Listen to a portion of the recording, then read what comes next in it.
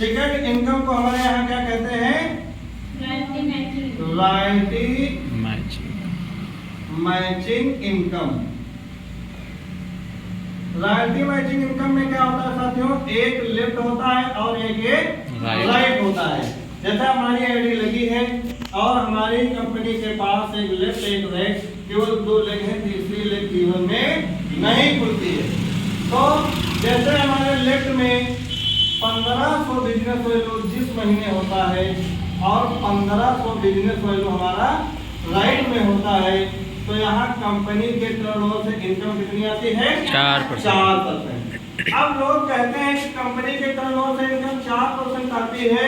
ये 4000 भी हो सकती है, 4 लाख भी हो सकती है, 4 करोड़ भी हो सकती है, 4 अरब हो सकती है और 400 रुपया भी हो सकती है।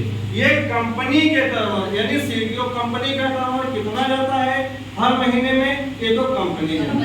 फिर लेकिन एक बात कहेंगे कि विश्व की जीएसआरसी एक अनोखी कंपनी ऐसी है जो इतने छोटे पैमाने पे अपने लीडर को अपने हिस्से में से 4% है।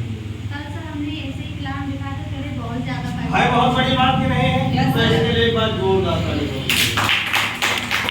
फिर अगली मैचिंग, जिस महीने 3000 बिजनेस वैल्यू हमारा लेफ्ट में और 3000 बिजनेस वैल्यू हमारा राइट में, तो यहाँ कंपनी के टर्नओवर से 4% इनकम और आती है। यानी 4% ये भी मिलता है और 4% ये भी मिलता है।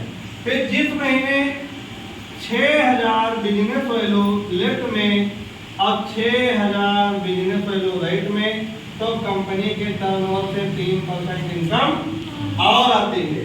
फिर जिस महीने 12000 बिजनेस वैल्यू लेफ्ट में और 12000 बिजनेस वैल्यू राइट में, तो कंपनी के टर्नओवर से इनकम 3% और आती है। फिर जिस महीने 24000 बिजनेस वैल्यू लेफ्ट में और 24000 बिजनेस वैल्यू राइट में, तो कंपनी के टर्नओवर से इनकम आती है 2%।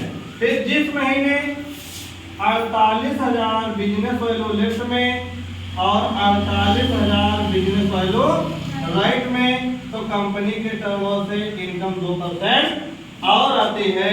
ये बढ़ते बढ़ते 0.1 में जाती है और टोटल रॉयल्टी मैचिंग कितनी आती है? 21%। ये कंपनी की ताकत है। अब आप जोड़ेंगे कि 52% लेवल इनकम आती है और 21% रॉयल्टी मैचिंग इनकम आती है, तो ये कितनी होगी? 73%। अब जो थर्ड इनकम आती है साथियों,